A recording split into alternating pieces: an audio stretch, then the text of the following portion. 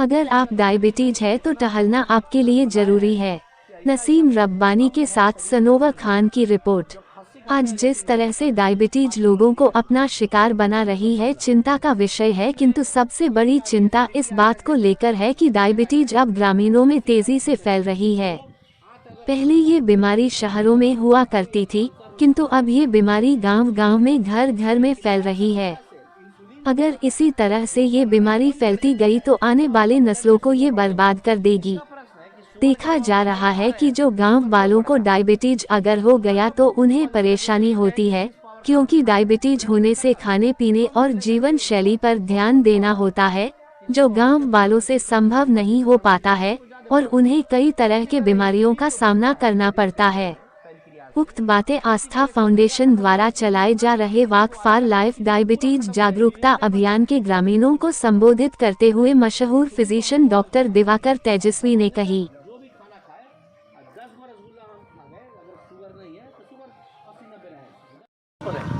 और जांच नहीं करा कि वो पावर काम कर रहा है कि नहीं कर रहा है। अब क्या हुआ, विश्वास नहीं करेंगे, वो गैंग्रीन हुआ, घाव छोटा सा जो हुआ, नासूर बंद करके उनका पैर काटना पड़ा, घाव करिया हो गया।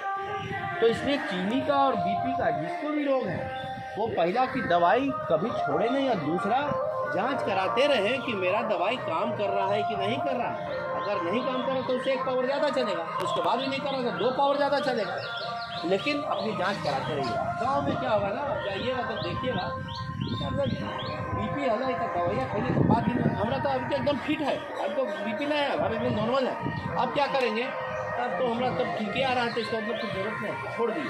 अब 2 दिन के बाद फिर ना पाए तो नॉर्मल है। अब तो हमारा 2 दिन कहाँ दवाई खाएँ, 2 दिन के बाद तो हमारा नॉर्मल है, 5 दिन के बाद फिर नॉर्मल है। अब क्या हुआ, एक मेरा जवान मरीज हाजीपुर वैशाली का, उसको बीपी था और वो दवाई वैसे ही करके 5 दिन ठीक हो गया, छोड़ दी।